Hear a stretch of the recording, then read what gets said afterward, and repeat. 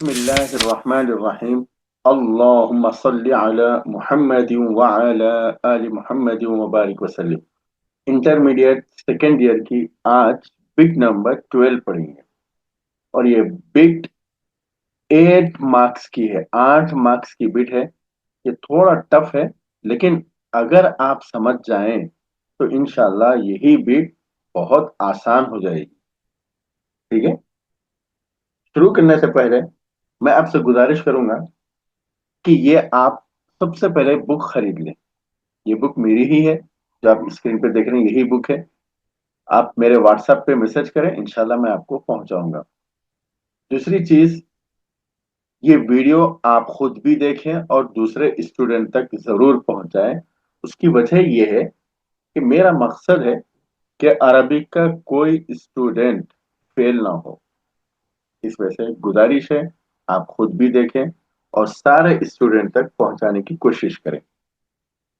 तो चलिए, और सारे वीडियोस की लिंक इस वीडियो के डिस्क्रिप्शन में मौजूद है, आप वहां से पूरे वीडियोस देख सकते हैं। लाइक और सब्सक्राइब जरूर करें और कमेंट्स में लिखें आपको समझ में आ रहा है या नहीं। तो देखिए, बिट नंबर 12, ये बिट नंबर में दो सेक्शन रहेंगे। सेक्शन ए यहाँ पे है और सेकंड पेज पे सेक्शन बी है। ये बिट हम आंसर के साथ पढ़ने से पहले ये मालूम करेंगे कि ये एग्जाम में कैसे आएगी, क्वेश्चन पेपर में कैसे आएगा। उसके बाद फिर हम आंसर के साथ पढ़ेंगे। आपकी स्क्रीन पर बिट नंबर 12।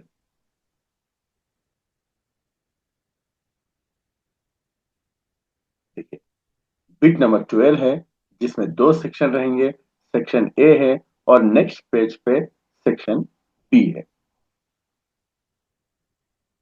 यहां पे देखिए आप, 8 मार्क्स की बिट है। अजिब अनिल अस्इलतिल आतिया।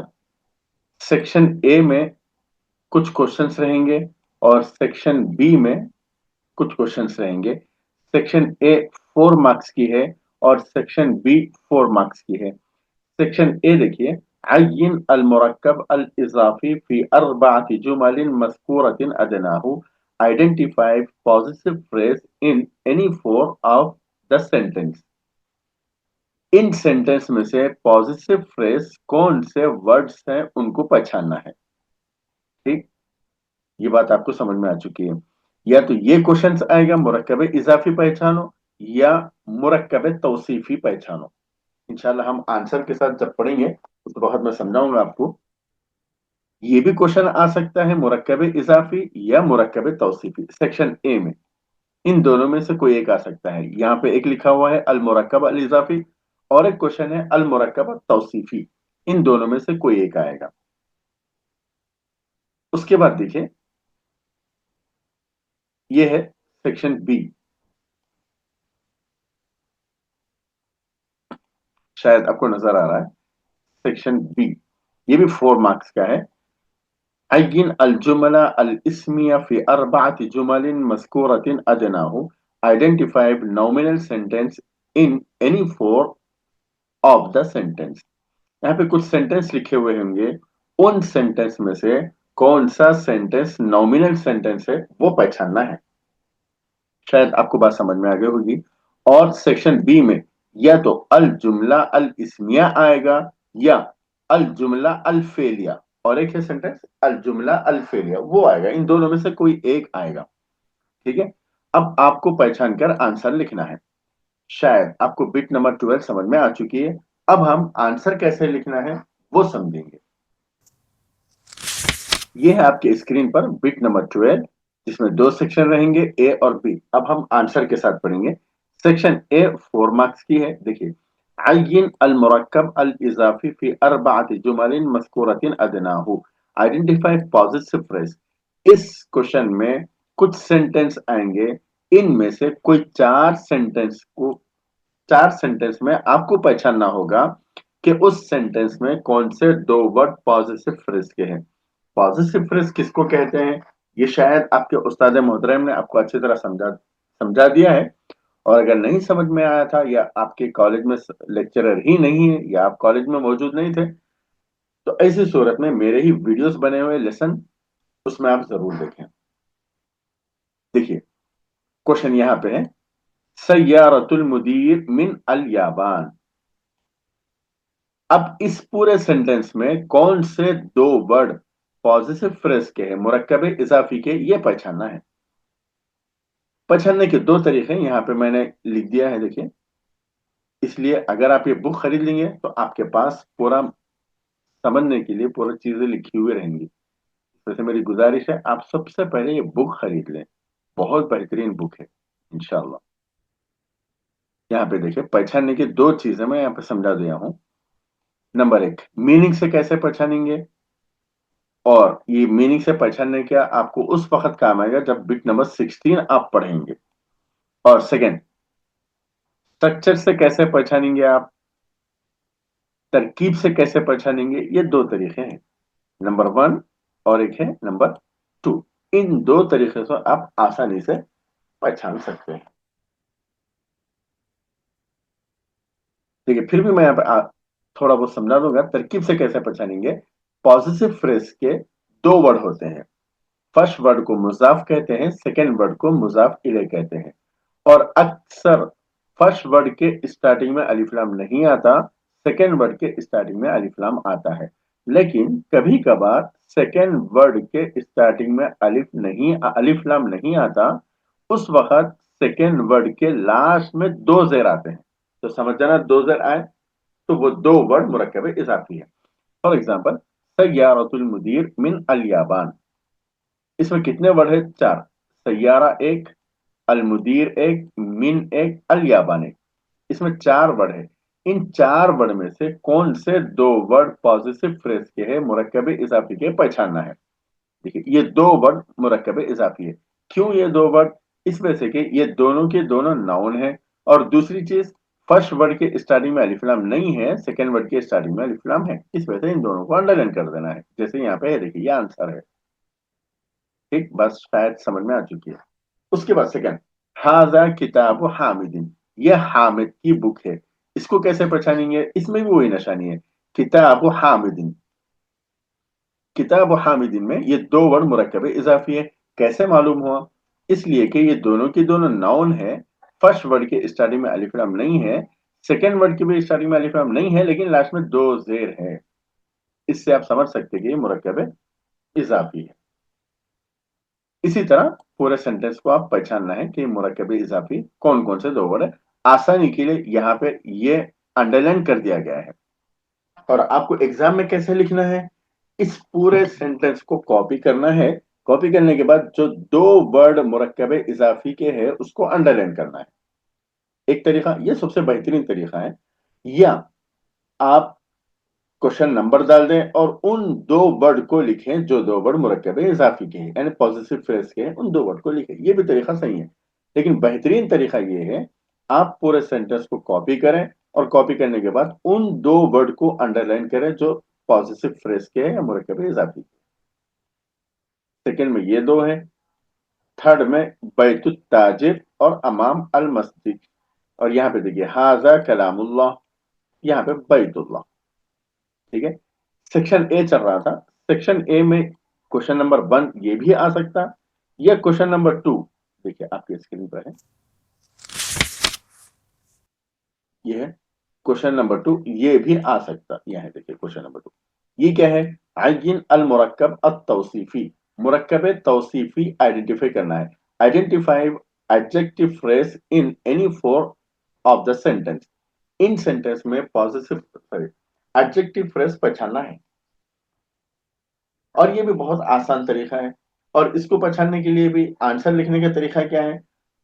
सबसे पहले आप उस सेंटेंस को कॉपी कर लें और उसके बाद उस सेंटेंस में कौन से दो वर्ड एडजेक्टिव फ्रेज है उसको अंडरलाइन कर दें।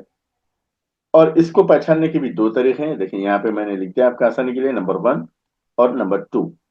ये दो तरीके आप रख सकते हैं। अगर ये आप समझ चुके हैं तो आपको पहचानने में बहुत ज्यादा आसानी होगी। क्या है? एक सेंटेंस में जो वर्ड होंगे उन वर्ड में से दो, कौन से दो वर्ड सेम है उसको अंडरलाइन करना है।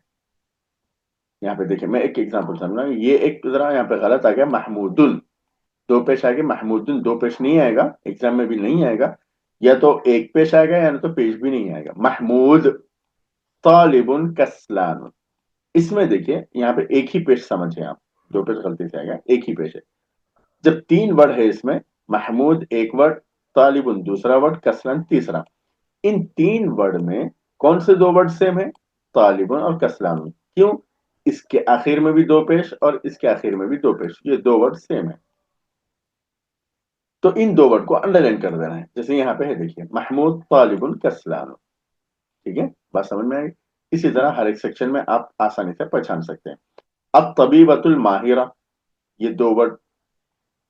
अल मुहंदिसतुल जदीदतु मुहतरमतुन, ये दो वर्ड।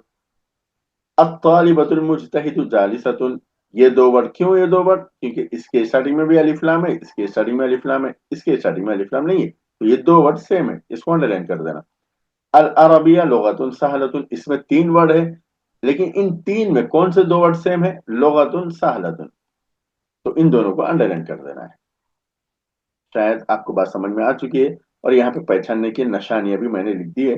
इसमें से आपसे गुजारिश है, ये बुक सबसे पहले आप खरीद लें, और नेक्स्ट ईयर भी अगर आपकी कोई पहचानत के है फर्स्ट ईयर में, तो उनसे भी रिक्वेस्ट करिए कि ये बुक खरीदें। ठीक है, इस नंबर पे कांटेक्ट करें, इंशाल्लाह मैं पहुंचा दूंगा।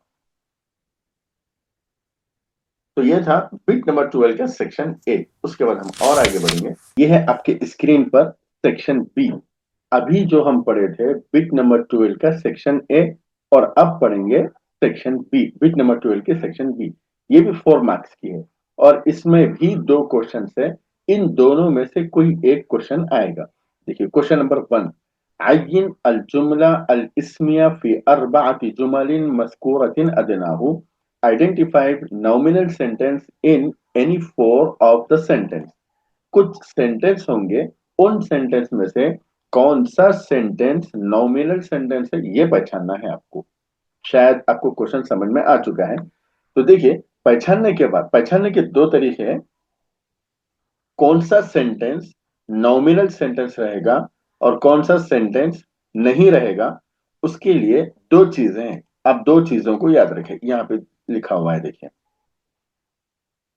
शायद आपको नजर आ रहा है। यहाँ पे पहचानने के दो तरीके भी लिखे हुए हैं, उसके जरिए से आप आसानी से पहचान सकते हैं कि कौन सा सेंटेंस नॉमिनल सेंटेंस है। देखिए, शुरू में, सेंटेंस के शुरू में अलिफ लाम हो तो वो नॉमिनल सेंटेंस, या सेंटेंस के स्टार्टिंग में या शुरू में किसी का नाम हो, जैसे खालिद है, हामिद है, राशिद है, इस तरह के नाम हो, या अलिफ लाम हो, स्टार्टिंग में अलिफ लाम हो, तो समझ जाना वो सेंटेंस नॉमिनल सेंटेंस है। ठीक है, अब आप आंसर कैसे लिखेंगे? देखिए, आंसर यहाँ पे लिखा हुआ है, इसको अंडरलाइन कर दीजिए, ये भी लिख सकते हैं, या वो सेंटेंस अपने आंसर शीट में कॉपी करने के बाद इतना लिख दीजिए, अल जुमला अल इस्मिया। और ये अल जुमला अल इस्मिया कहाँ से देख के लिखेंगे? याद हो गया तो बहुत अच्छा है, और अगर याद ना हो तो यहाँ पे लिखा हुआ है, देखिए, अल जुमला अल इस्मिया। ठीक है, बात समझ में आ गई? उसी तरह सेकंड भी जुमला इस्मिया है, यहाँ पे लिख दीजिए अल जुमला अल इस्मिया, ये भी सेंटेंस लिखिए, या और उसके बाद अल जुमला अल इस्मिया भी लिख दीजिए। शायद आपको बात समझ में आ रही है। उसके बाद थर्ड वन है, देखिए, ज़हबा अल अस्दिक़ाउ इलल हदीक़ा। ये सेंटेंस जुमले इस्मिया नहीं है। क्यों नहीं है? इस वजह से कि हम दो चीजें पढ़े थे, स्टार्टिंग में अलिफ लाम हो या किसी का नाम हो। यहाँ पे देखिए, स्टार्टिंग में ना अलिफ लाम है और ना ही किसी का नाम है, ये जुमले इस्मिया नहीं है, तो इसको छोड़ देना चाहिए, कुछ भी नहीं करना है। फोर्थ वन भी इसी तरह। फिफ्थ वन जुमले इस्मिया है, तो आप ये सेंटेंस भी लिखिए और अल जुमला अल इस्मिया भी लिखिए, या नहीं, सेंटेंस नंबर डाल दीजिए, उसके बाद अल जुमला अल इस्मिया लिख दीजिए। बेहतर तरीका ये है, आप उस सेंटेंस को अपने आंसर शीट में कॉपी करें और उसके बाद अल जुमला अल इस्मिया लिखें। ठीक है। सिक्स वन, खालिदुन जकीयुन, ये भी जुमले इसमें है क्योंकि स्टार्टिंग में नाम है खालिद। इसको लिखिए और बाजू में अल जुमला अल इसमें लिख दीजिए, और अल जुमला अल इसमें कोई मुश्किल नहीं है, हेडिंग में देख के लिख सकते हैं आप। शायद आपको बात समझ में आ गई। तो बिट नंबर 12 के सेक्शन बी में ये एक क्वेश्चन है, और सेकंड क्वेश्चन देखिए यहाँ पे है, शायद आपको स्क्रीन पर दिखाई दे रहा है, ये नंबर 2। अय्यिन अल जुमला अल फेलिया फी अर्बअति जुमलिन मज़कूरतिन अदनाहु, identify verbal sentence in any four of the following sentence. इसमें कुछ सेंटेंस रहेंगे, इन सेंटेंस में से कौन सा सेंटेंस जुमले फेलिया है, यानी वर्बल सेंटेंस है, पहचानना है। और उसके पहचानने की भी दो निशानियां हैं, यहाँ पे देखिए वो पहचानने की दो निशानियां हैं। नंबर वन, स्टार्टिंग में अलिफ लाम भी ना हो और स्टार्टिंग में किसी का नाम भी ना हो। देखिए नंबर वन, कतबा अल वलदु अल अजविबा, स्टार्टिंग में अलिफ लाम भी नहीं है, किसी का नाम भी नहीं है, तो ये जुमला फेलिया है। यहाँ पे लिख दीजिए। दो तरीके, उस सेंटेंस को लिखिए फिर आंसर लिखिए अल जुमला अल फेलिया, या नहीं, या सिर्फ अल जुमला अल फेलिया लिख दीजिए तब भी काफी है। सेकंड, अल मुदीरतुल जदीदतु हाजिरतुन, यहाँ पे देखिए स्टार्टिंग में अलिफ लाम है, तो ये जुमले फेलिया नहीं है, वर्बल सेंटेंस नहीं है। क्यों नहीं है? इस वजह से कि हम पढ़े थे वर्बल सेंटेंस के लिए स्टार्टिंग में अलिफ लाम ना हो और किसी का नाम भी ना हो, लेकिन यहाँ पे अलिफ लाम आ गया तो ये जुमले फेलिया नहीं है। इसको छोड़ दीजिए, आप कुछ भी करना नहीं। बाकी तीन भी देखिए जुमले फेलिया है, इस वजह से आप इसका आंसर लिख दीजिए अल जुमला अल फेलिया।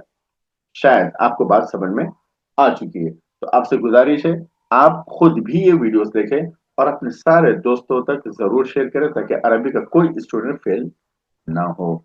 अस्सलाम वालेकुम व रहमतुल्लाहि व बरकातुहू।